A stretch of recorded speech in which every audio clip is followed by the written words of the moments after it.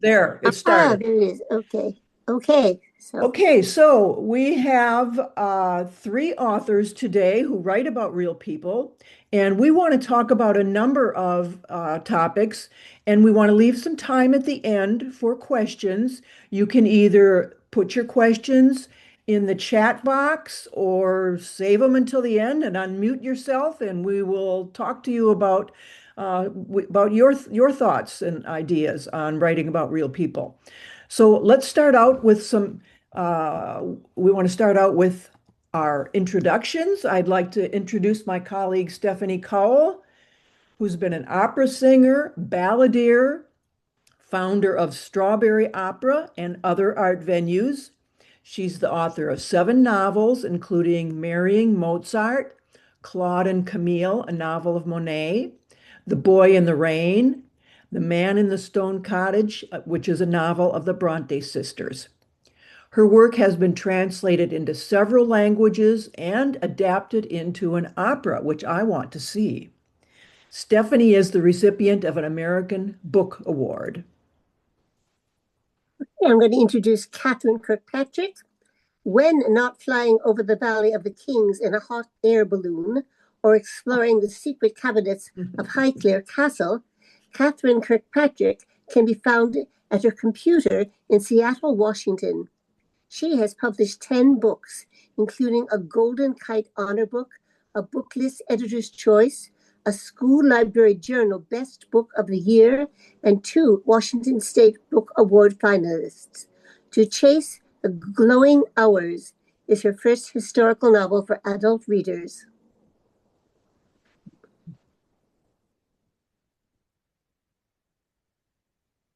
Katherine? Marika Biagio is an award-winning author of 6 novels, all based on real people. Her debut, Parlor Games, was described by Daisy Goodwin as wildly entertaining and a constantly surprising ride.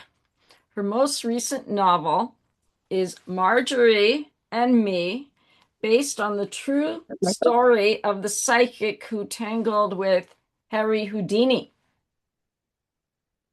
So that's who we are. Here's the first topic we want to discuss. How did you find the research? How did you find the subjects for your most recent novels, and how did you do your research on them?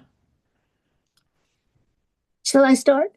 Sure. Okay. So I am just fascinated by creative people, and the great creators of the past who I personally adored. I mean, I wrote a novel about Mozart, I wrote a novel about Monet, people I had just revered and kind of lived with all my life. And the last novel was about the Bronte sisters, and I of course, as many people did, read Wuthering Heights when I was 14 years old, was totally possessed, and as soon as I could possibly put pennies together, went off to Haworth in England to go to their house. Went there 3 times, and eventually, over many, many years, which is how I work, maddening way, over many years, I kept writing bits about them, starting and stopping, and that's how I did it. And I went there, and I've also have at least 35 books on the lives of the Bronte sisters. Just reading another one now, even though I finished it. Fascinates me. Katherine? The idea for my latest novel, To Chase the Glowing Hours, came from my brother, the late Sidney Dale Kirkpatrick. He had been interviewing Thomas Hoving, the former president of the Metropolitan Museum of Art, former director of the Met, for a book that he was writing, and somehow he got on the topic of King Tut, and so Sid thought this would be a good book for me to write. He said he was tempted to write it himself, but we always liked ancient Egypt, so this is one of the few books where somebody actually suggested a topic to me. Usually I just find my topics just randomly. How did I do the research? Well, research for me, I'll explain this in a very broad way. Anything is kind of research. Just reading books. I love to go to libraries and archives, but I also like experiential kind of research where I go places. I like to go to my settings if I can. The most exciting thing I've ever done was to fly right by the Valley of the Kings in a hot air balloon with my sister, brother-in-law, and niece. So that was an exciting piece of research that I did for this book. That's probably the most exciting. And also going to Highclerecastle was very exciting. I should back up and say that my new book is set in England and Egypt in 1922 and 1923 during the Kingtut excavation, at the beginning of that excavation.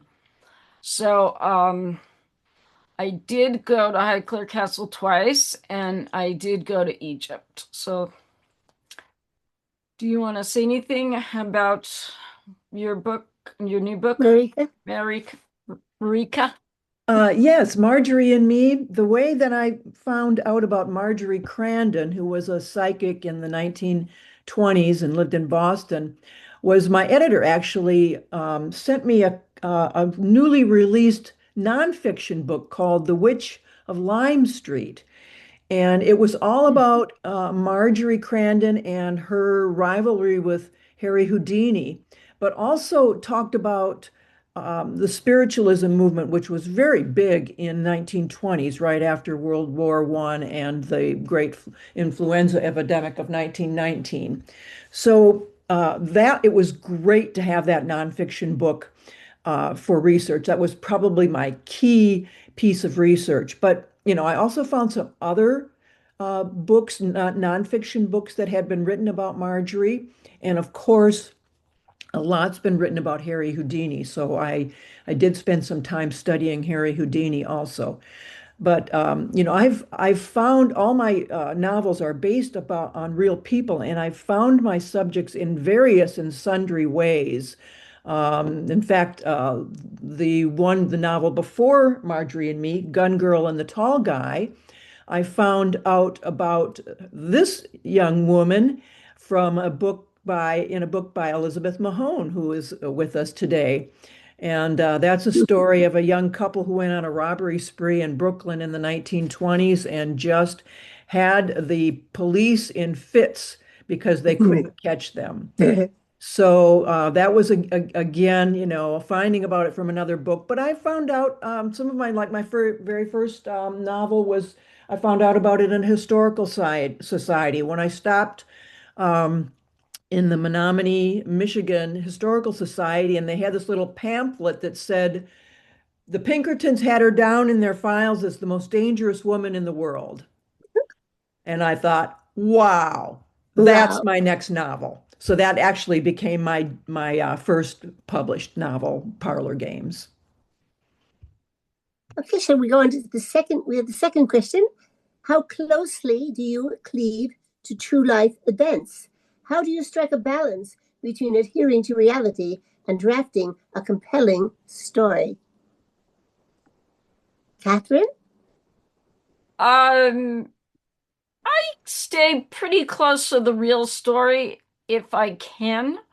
I make up dialogue. If there's enough information about a real person, I will use it. I'm not entirely a purist. In this last book about Lady Evelyn, I made up the part about her returning to Egypt after her father died. I changed the facts there pretty majorly because a lot of readers that I had while I was writing the book, various readers said that my main character wasn't proactive enough.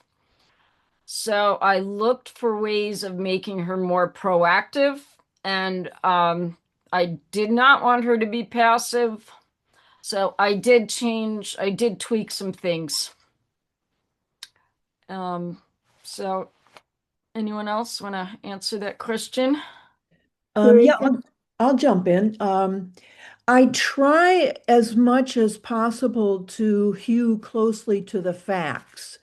Now, sometimes that's difficult to do because in the novel, you're obviously trying to, you want to have a nice dramatic arc to the story. You want the reader to be pulled in early on. You want there to be questions that the reader feels driven to have answered in the during the telling. So I sometimes will change the timeline around a bit if it helps with creating narrative tension and producing a nice story arc.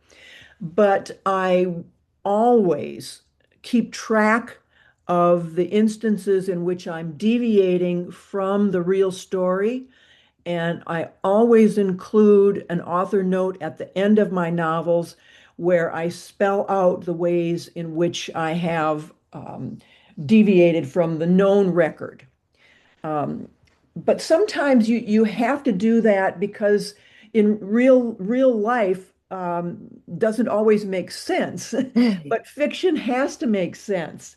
I'm reminded of something Ariel Lawhon said. She wrote the novel I Was Anastasia, and in her author notes at the end, she says she had to, by necessity, really simplify the story. This was about the woman who was claiming she was one of the daughters of the Tsar that was murdered in the revolution in Russia. She said there were so many characters and the story was so dense that she had to simplify it, or it would have been difficult for readers to follow. So that made sense to me too.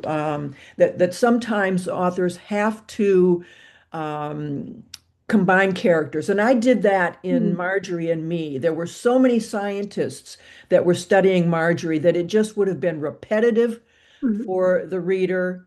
So I did composites of some of those scientists.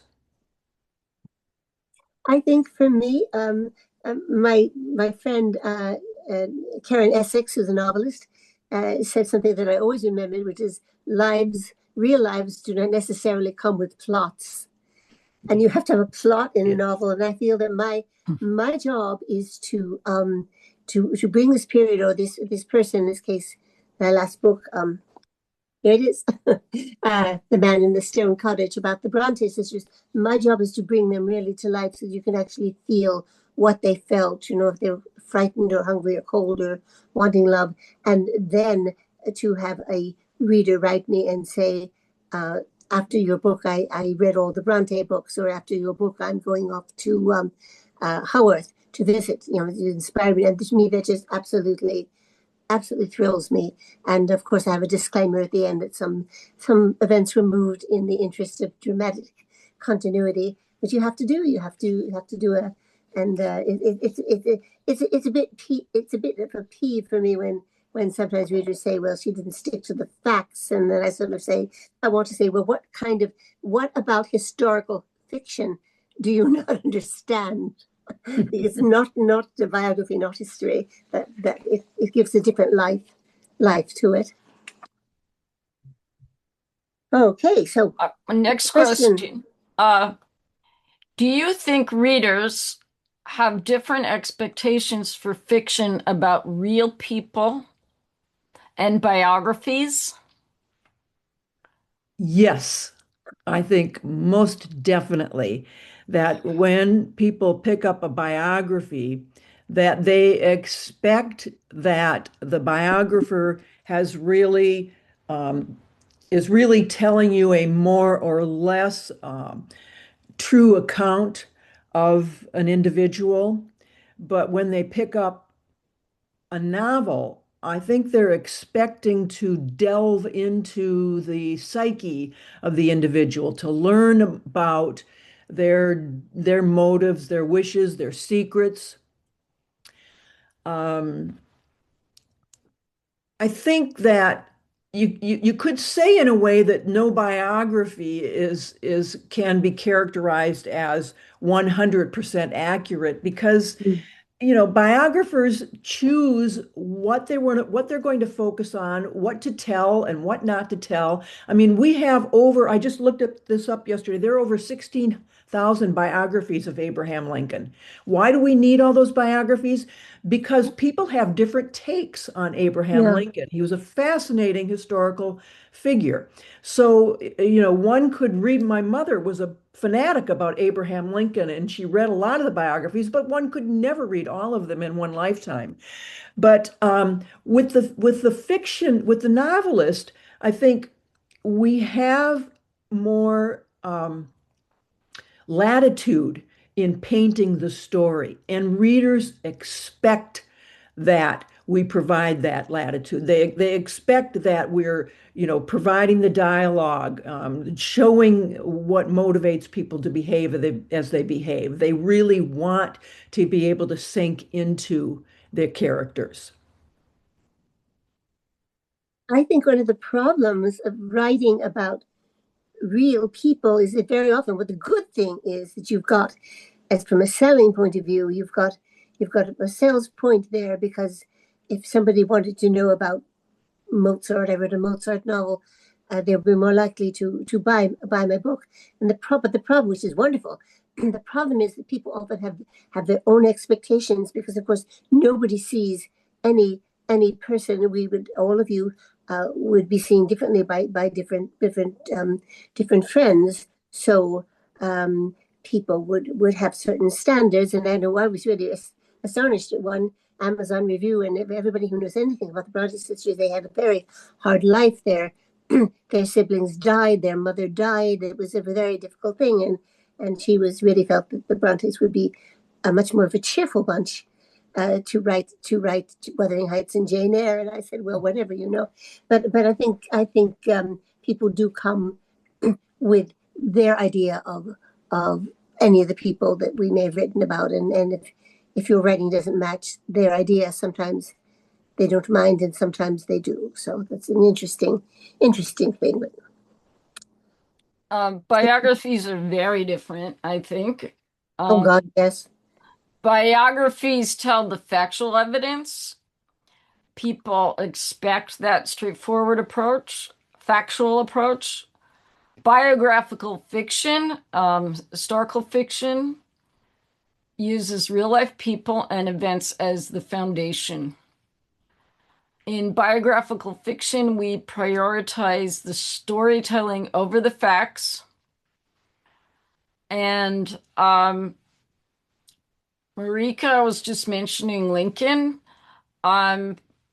It's a fairly new book about Lincoln in the Bardo, whereas there's, I love that book. It's very different, but it's certainly different than a factual approach, because you have about 34 narrators and most of them are ghosts. So, biographical fiction or just historical fiction in general, I think we just use the foundation and we jump off from there. And I think what Marika was just mentioning about the psyche is really important. I think what is so powerful about Stephanie's new book about the Brontes, The Man in the Stone Cottage, is it goes into the mindset of Emilybrontë. It's a very, very haunting book. It's very powerful. It does something very different than a biography would do, because you're wondering the whole time whether you're getting the facts or whether it's really in her mind. So she's gone really into the mind of the character. It's a beautiful work of art, Stephanie. Oh my goodness, thank you. I didn't. So, but it's very different when we're talking about we can't have the arrow go by without mentioning our Stephanie and I have had a mentor, Madeleine L'Engle.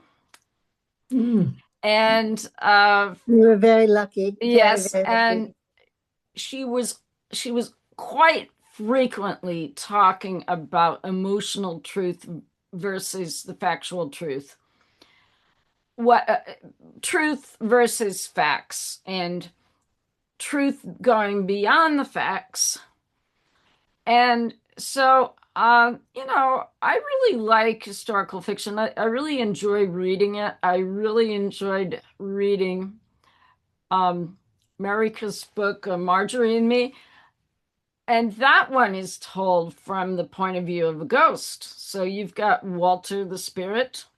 So, it talks about all the real people who lived, including, Walter's sister Marjorie and Houdini are characters. You've got a lot of real life people in there, but it's there's certainly a very creative approach by having the main story told by a ghost. So anyway, I've enjoyed your books. Should we go on to question 4? Or should we go on? Yes. I want to change that up a little bit on question number 4, because we were going to talk, remember we were going to talk about the ethics of writing about real people. Yes. Yes, I do. That's true. Let's go ahead and talk about, do you think that there are certain ethical standards, using ethics in the broad sense of the word, that historical novelists should adhere to? Well, I don't. No, Catherine, go. No, go ahead, Stephanie. I was going to say, I don't. I mean, are you talking about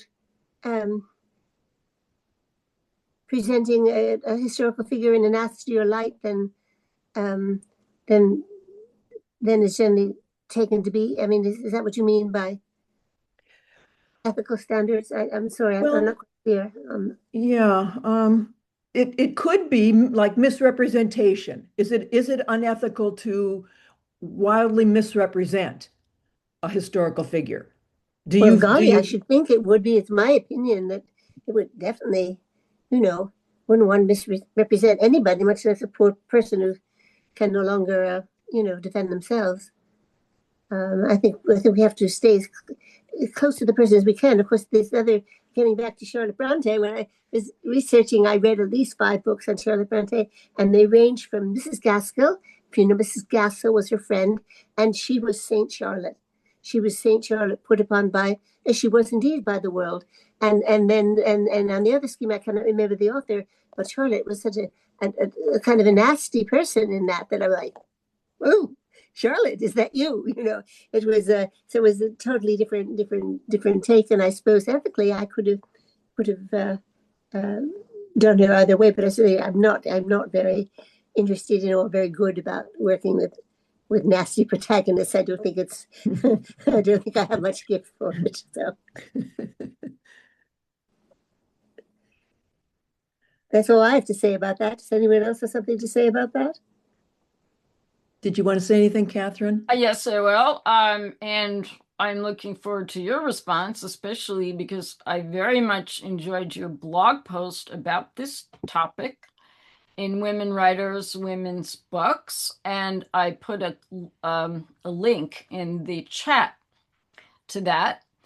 I agree with what you were saying in that post, that we should be fair and respectful to our subjects. We should think about privacy. We should think about the family's privacy in some cases. Always thinking about their dignity. We should not misrepresent them. I liked, you had a quote from Emma Donoghue: the rules, respect for truth, empathy for one's subjects, and honesty with one's readers are what keep historical fiction both ethical and lively. So some of you, I think Stephanie and at least may have seen different drafts of this My Egypt book that recently came out. And there were a lot of comments from agents who were thinking of taking this book on, and I ended up going a lot of different ways with it. And then I ended up, we all three of us have the same small publisher for our new books, which is Regal House Publishing. This is a connection that we have. The three of us have this connection. Well, I just decided, okay, I'm going to go back to my initial vision and clean up this character because, quite honestly, should there be premarital sex in this book? Okay, this is 1922, 1923. Okay, I could imagine some things about this character, but I just imagine she thought of herself as a lady. I just okay, I cleaned up the book from different drafts that I had had. And it was there were no longer any agents involved really discussing what would make this a blockbuster or whatever. I just knew it wasn't really, we were not heading that way. I just was like, okay, how do I feel about this topic? And I thought, I do not feel good about making this character too racy because I just don't think she was in real life. Yes, she makes some poor decisions. There is some kind of sexuality in the book, but I just cleaned her up. I cleaned up because I really felt this way. I also had an opportunity to because I've been writing mostly young adult books all of these years. I've been publishing books for 30 years now, and most of them were YA, young adult, and there was a discussion I had with my young adult editor who was considering this, but was definitely like, this is not young adult, and I agreed that this is not. But then she said, well, I mean I could consider it again if you made it young adult. And she suggested making the character a lot younger. And, if this wasn't Lord Carnarvon's daughter of King Tut fame, if this wasn't somebody who's really, really, she was well known in her day, I just decided, no, I didn't want to play around with her age. I wanted to keep her age exactly as is. She was 21 and she was about to turn 22. And I think that's a great age for this character to be. And I saw no reason to change that. And I was final about that, even if it meant the possibility of publishing with Random House, which was the last book before this. And I was like, yeah, I would love that. But no, just because I have a connection in YA publishing doesn't mean that I can change the age of this character. I mean, I think this was something that I just decided to keep to the facts with this. And I feel good about this because I feel like, I haven't heard from her relatives. I did actually, but I mean, okay. So, and Marika. Yeah, as the blog post didn't show up in the chat, you might want to try to put that in there again and hit send, Catherine. Okay. Yeah, I've written about both characters knavish and noble, and I think when you're writing about noble characters, that's pretty easy. You don't, I mean, nobody's going to argue with you about how noble, somebody was. But I think the challenge comes in when you're writing about people who maybe don't have the best reputation. And now I've written about some of those people. Gun Girl and the Tall Guy, for instance, is about a young couple who goes on a robbery spree. And that was in the 1920s, and they still have descendants living. So I was a little bit nervous about how this was going to play with the descendants, but in fact, the granddaughter read the novel and loved it. And I mean, I didn't I wanted to show that Gun Girl was actually she actually had some standards, and yes, they were going about robberies, but they drew the line in terms of how they went about these robberies and so on, and it was true. And again, I hewed close to the actual record, so it was like you couldn't argue with what really happened. But I wanted to write many years ago about a woman in this who was the first lawyer in the state of Oregon, but who had quite a black mark on her uh, record. She was reputed to have murdered her first husband, albeit quite an abusive husband. And I found out that the relatives, the living relatives, descendants, had some archival material that would have been really helpful to me in, writing this novel. So I contacted them, and they said that they were really tired of people getting in touch with them and sensationalizing the story of their ancestor. Mm. And I thought, no, this is not a book that I'm going to write, because these people were squeamish about, how she might be portrayed. And even I felt like even if I was going to say she had a reason to murder her husband because he was Oh, very wow. abusive, they didn't really want to have anything to do with it. So I have abandoned that topic. But I do think that we have to be especially careful when we're writing about more recent figures and when we're writing about figures that have living descendants, because people can be sensitive about that. And even when we're writing about people, who are from long ago history, I think we owe it to the character, if we're not worried about the descendants, we owe it to the character to be somewhat, to have some general sense of what is accurate, and not to sensationalize or over sensationalize or exploit their history. We have another question. What's the most satisfying aspect of writing about real people? And if I could just answer that for a moment for me, I've written the real people I've written about Shakespeare, I've written about Mozart, the people I adored, Monet and now the Brontes. And I remember when I was writing about Shakespeare, which was many years ago, I thought of him as Will. I didn't think of him as Shakespeare. And you get very, very close to these people. You at least I start to feel that they're friends, they're personal friends. I know Monet. We could go out and have wine together. And of course, and the real level. And actually, what happened once is I'm writing a novel now about Monet's stepdaughter, who was the one who saw him through painting the water lilies. It's fascinating.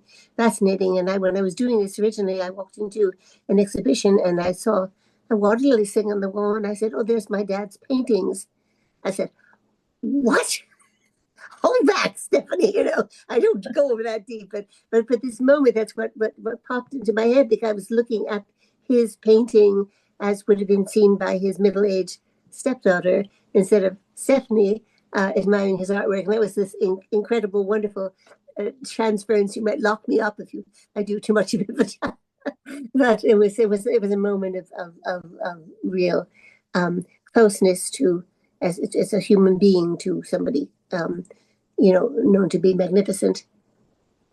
Anyway, so Catherine, Marika? I'm really enjoying seeing photographs of my real life character, Lady Eve. I think that's one of the great pleasures of writing about someone like this, is she was real, and I just love finding a new photograph that I've never seen before, and that happens occasionally. I think I'm going to do some more blog posting, and because I came across something that I love, which is a photograph of her in the 1970s at the Kingtut exhibit in London. Mm. And this is the story of what happened to her 50 years earlier. And when I had interviewed her daughter, I said, you know, what did your mother think about going to the Kingtut exhibit, 50 years later? And the daughter said, well, she didn't just go once, she got tickets to go at least 6 times. She Well, went through with each of her friend groups. And I just love like finding out these new things. And even if I'm finished writing this book, I'm still like, I love writing. I mean, the research, I just love that. And I love it that I can see these photographs. So that's been a lot of fun for me. And to go to the setting of Highclerecastle, which is also the movie set for Downton Abbey. And to go there and know that my character lived there, and then to watch the Downton Abbey series and to watch the movies and to know that my character lived there, I feel this great connection. And I love it because she was there, and I keep thinking, oh well, I wonder which bedroom, this type of thing, So it's a lot of fun, I think, to write about real people and find out new things about them. Yeah, I agree altogether with what both you said, Catherine, and you, Stephanie. There's just something really thrilling about looking into the life of a person who really lived, and to feel like you're kind of bringing them back to life, bringing some spark into the novel about, who these people really were, and it's a particularly magical experience when they start talking to you, and when you feel like you got them, you understand their character, and you're putting it down on paper. It's thrilling. it's thrilling. It's really thrilling. So I think we have one more question, and then we're going to throw it out to all of you. Catherine, you want to ask it? Well, how did you decide to write fiction about real people? No, No, yeah. we did that kind of. Okay, It's well, last number one. 6 that was our final question. Well, we moved it. Was what Why we do had. you think readers like fiction about real people? I think that's was the. Oh, why do you think Why do you think? Why do you think? Well, the readers can. Okay, I why? think you're all readers and writers here. You're all both. I wonder. So it's sort of the same question, but from a different viewpoint of the audience. Why do you think readers like fiction about real people? I wonder if we want to throw this out to our attendees Yeah, and see. I think that's a good idea. So, Good idea. We have one question in the chat, so maybe we should do that first. okay. No, I don't see a question. That's No, no question. there was no. Okay. So this is your time if you want to put anything in the chat Yes, now. you can unmute Or raise your yourself. hand Or raise your unmute hand. Can we hear yourself. people talk? Can you unmute people then? So they can. I think they can unmute themselves. Yes. Because Can you all unmute yourselves? I think If you they want to can. speak, Yes. unmute yourself. Yeah. Yeah. Can you hear me? Yes. Hi. In which case I'm unmuted. Yeah, I have a book coming out with Regal in fall of 27. Oh, and it's a Hi. historical novel. Hi. great. And it's also about a particular person in history. But as to your last question, I just like fiction so much better than I'm always afraid that a book written about a person, a biography, is going to be too textbooky for my taste.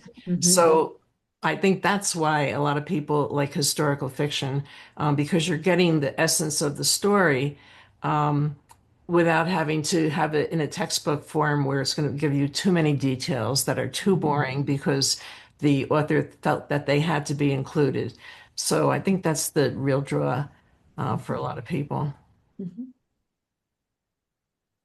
We have a hand raised. Nancy. Yeah, thank you. I would echo what Joan said. I love biographical novels because it's real, and there's something about the lives that took certain turns, and it just makes it more compelling to me. So I just really I want to do two things. One, a shout out to Stephanie Cole, who Stephanie, you inspired me to write biographical novels. You and Lynn Cullen, I'll just put it out there. Oh my Absolutely goodness, love thank you so your much. work. And Lynn, I love Lynn so much. She's a dear friend. Yeah, because this is where I saw how stories of real people, it's like truth is stranger than fiction, Mhm. right?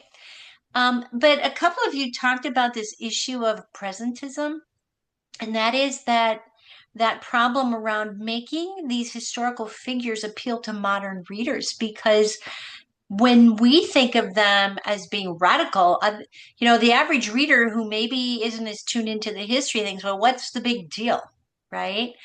And they will view them through the lens. I think, Catherine, you talked about, somebody said your protagonist wasn't interesting enough, or wanted them to be more sexual or whatever it was. And I think that's a real challenge with writing biographical novels about women in particular, because in the past they had so many strictures on them. They had, such defined boundaries, and modern readers want them to read like, this firebrand. And I would like to ask you how you deal, any of you, how you deal with that issue of staying true to the history, letting yourself have a little freedom, right? It is Yeah. fiction, but also representing that life, because I feel like that's a challenge with biographical novels. And, I'll mute, but thank you for letting me ask that question and comment. That's a really good question, Nancy. And I just watched a movie last night about Marie Curie, and I was reflecting on it today. And I really did not like it because I felt like they made Marie Curie like a modern person and plopped her into this previous time. And it just didn't work. It didn't seem authentic. I think one of the ways to deal with that is to be very careful to convey the social and moral context that your characters are living in. Let the reader learn, what are the mores? How do people react when they're breached? That's how I deal with it, by trying to do a good job of conveying the cultural context of that time and place. Right.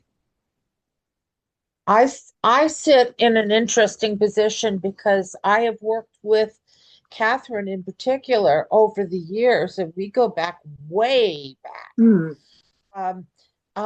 And somewhat with Stephanie. I have read books in progress. I am a retired school librarian. I have sat on the Newbery Committee for Bud Not Buddy, and Tommy DePaula's, we gave an honor book to Tommy DePaula's chapter book, 26 Fairmont Avenue, among other things. So I sit on I'm part of your shadow world, which you desperately need, folks. You need people behind you who will read your material and be a sounding board. This means that I don't write, but I read, and I love it. I am still grieving the death of my husband, and the way I'm getting through the grief is reading. I've read all of Donna Leon's books, every single I last love one of Donna them. Leon. I've read about 17. You know her? Yes, I have. Yeah, please I've read about tell us. 17 of her books. Yeah, Yeah, but do you know her personally? No, I do not know her personally. No. I have tracked every single one of her books down. I have read they were on Bill's Kindle, and they've made all the difference in the world. And I continue to read through Bill's Kindle. He has over 900 books on this thing. Wow. He would. Yeah, I knew Bill. He would have Because books. the man I knew never Bill. slept. The man never slept. So basically, I have learned an awful lot about Bill since he died by reading. But I'm part of your shadow world. Use me. I have identified Newbery Award books before they were published, used to review for Voice of Youth Advocates, things like that. I still review with, I don't know, oh, stop it, Zach. I've got a cat here who's making life interesting. I still review for when Sister Mary Winifred sends me a book or two, says, please review this. It's just one of the things I do. You've got to have us in the background and keep us busy. I think that, if I might say, I think that, I mean, every writer needs beta readers or shadow readers, as she calls it. And certainly Catherine and I have been friends since 1989 when we met in Madeleine L'Engle's writing workshop. And I remember she's read and influenced and added to just about every book. I've read every one of your books. I particularly remember that publication. you added in Marrying Mozart, you added a lot to the character of Mozart, the woman he'd eventually marry, Constanza, and you had me bring her out. It was not brought out yet. It was in my head. It wasn't on the page. And so that's one particular thing that she's, it's really, it's so intimate and wonderful to be in a reading circle. I guess probably most of you have people who read your books and you read other people's books. And it's wonderful to read them in manuscript. Of course, once they're published, you can't say anything like, oh, goodness, you're not real or anything. It's a little too late. You have to be, circumspect. Do you remember The Ring of Endless Light? That's Madeleine. Yes, of course. Yeah. Madeleine's books. Do you know the original draft had titles on every single one of those chapters? I didn't. They did. And they were there. And they disappeared at some point. But they were there. And they were very meaningful because I was privileged to read that book to Madeleine had promised. And she gave me the galley to read to my fifth graders. And I read that galley to my students, and they were enchanted. Imagine reading galleys for Madeleine L'Engle. That is pretty awesome. I just want to. Madeleine read my first novel, and I couldn't get it published. It was called Nicholas Cook, and this was back in like 1991, and she blurbed for it, and shortly after, I did find a wonderful publisher for it, and it was an amazing gift that you can give, and that's a whole other subject. I mean, what we can read. I mean, I know what is not fit for us, not our sort of thing to read. That's a whole other thing about how to tell people gracefully. I don't understand. I don't relate to this kind of, I know you've got 3 murders in the first 5 pages, and I don't relate to it, that kind of thing. As a friend of mine did, but it's a wonderful thing to have boundaries about this and to do this. I think it's just amazing to be part of other people's creative journeys. Is a great joy for me. Yeah. I think we need sounding boards if we're writing about a character who's very different from ourselves. I really believe that we should be able to write about anyone we want to, regardless of our background or the character's background. But I think we've got to be awfully careful. I think we're going back to something we said earlier about empathy, research, and respect. I think if you do your research really, really well, but then even so, as Diane was saying, just to have somebody be that sounding board, because you think you're coming across in a certain way that feels authentic. You don't think you're coming across in a way that is going to make you open up, to criticism. You think that you're being authentic. You don't think you're being harmful, but we have blind spots.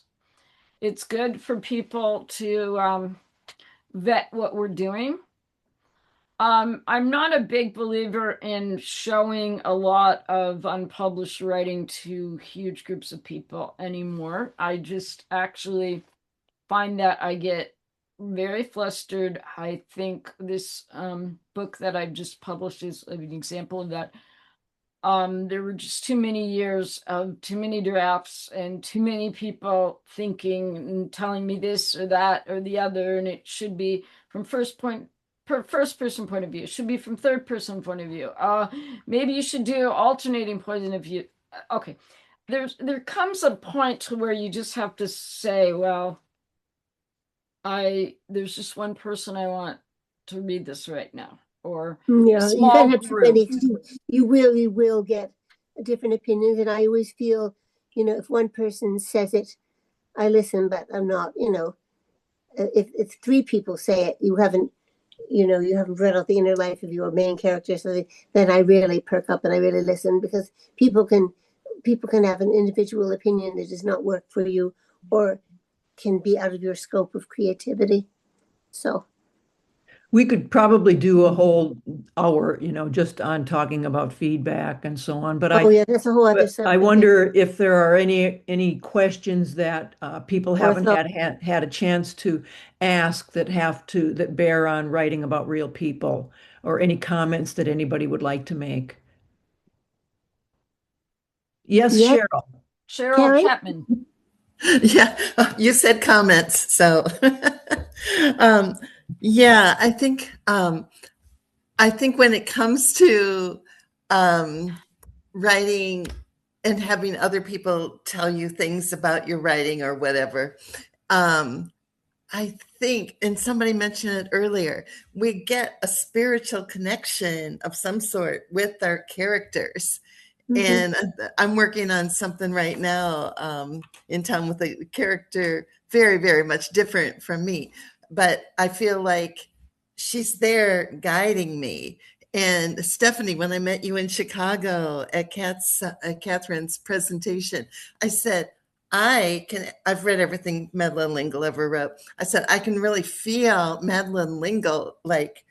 That's right. You did say that. I remember being in that room during Catherine's wonderful presentation. Yeah.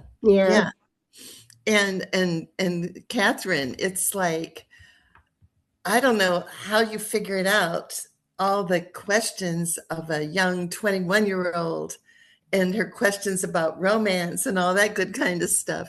But I could just feel like, oh yeah, somebody up there is guiding your hand. It's just amazing. So I think that we listen to our characters a lot more than we should ever listen to people that may or may not know what they're talking about. That's what Madeleine used to say. Madeleine always used to say, listen to your characters. They know more about everything than you do. And I think she's right, really, trying to write them. Karen, did you have a question? Karen, I did. Your hand was up. Yeah. I did. This one, Marika, you touched on this about the concerns about the descendants' reactions.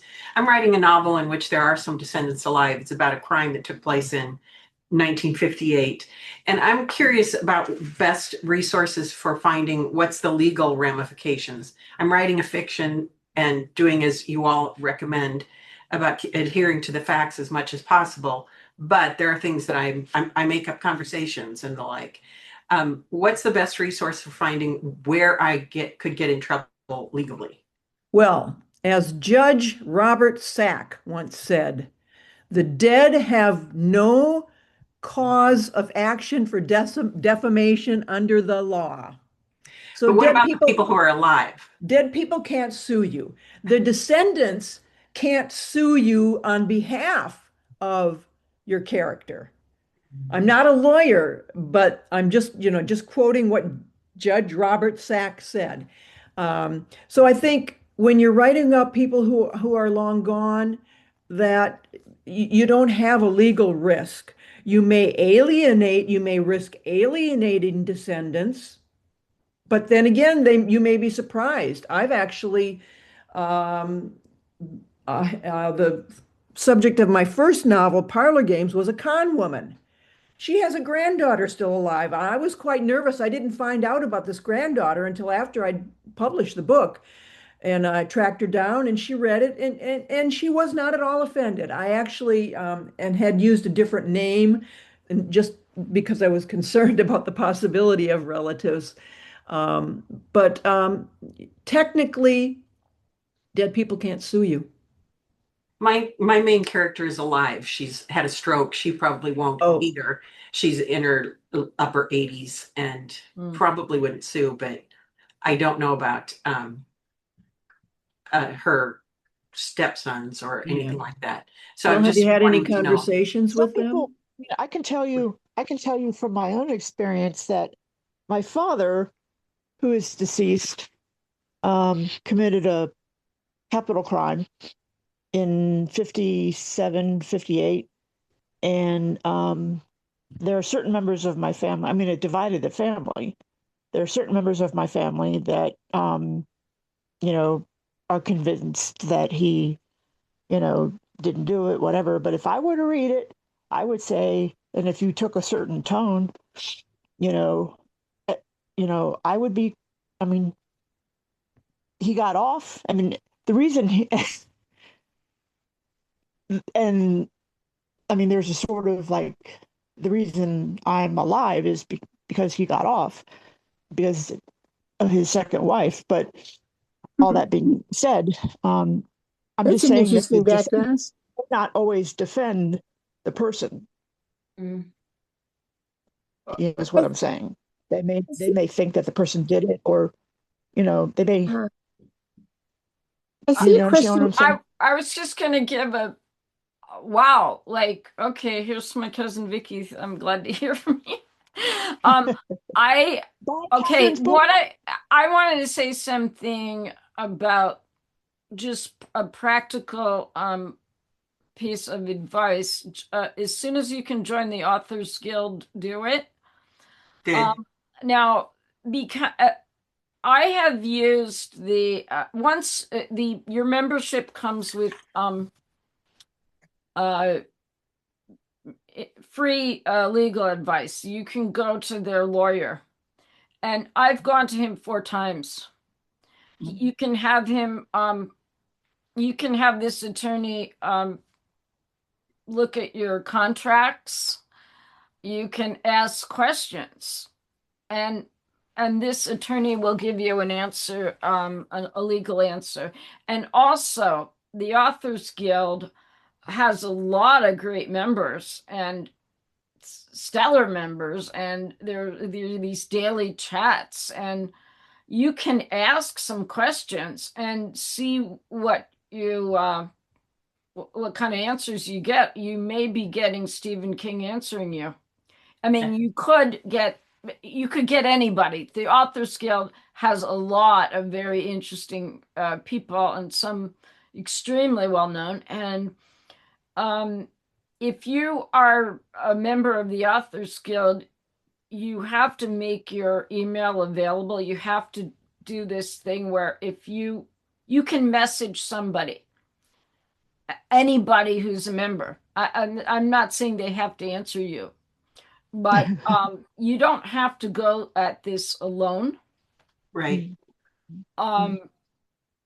And then I see a couple of things here in the chat. And there was a discussion about archival research.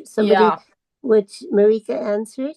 Yeah. Yeah, I've done archival research, and it's been really at the New York Public Library in both the Burns and the Ahrens collections, and it's been absolutely fantastic. And I just felt so golly, I got to see a tiny little poem by emilybrontë, which was in this little leather case, and the poem was like that small. It was a little breathtaking. You can very often, especially if you have a publisher and you have some kind of credentials and stuff. It's very it's it's just a wonderful experience. Archival research, just Yeah. And somebody asked a question about infringing on a brand or something, and that's the sort of question you really do want to go to an attorney for. And as Catherine said, the legal advice at the Authors Guild is wonderful. Okay, thank you for that. I just joined about a month or so ago, and I saw you guys were giving this talk, and so I've been following different things. Just haven't had a chance to. Oh goodness, was this listed in the Authors Guild? Did somebody post it there or something like that? This talk, this particular Yes, talk? I did. Oh, posted good. I on the didn't know. Authors Guild. did you? Haven't really Oh, been following wonderful. too much. Yeah. I'm really so glad all of you came. This is more than I, Yeah. considering I really did not do my usual lot of, publicity for this sort of thing. I really, really thank you all for coming. It's 8:33, so if anybody has any more questions or anything they want to discuss about real people and historical fiction, go ahead and share it. We have silence. Well, I guess we're at our hour's time anyway. So thank you all for coming. And thanks to my colleagues, Catherine and Stephanie, for a great discussion. This is really fun. Thank you. Thank you all for coming. I love to be with other historical novelists. It's just one of the best things in my world. So thank you for giving your time and sharing this with us. Thank you. This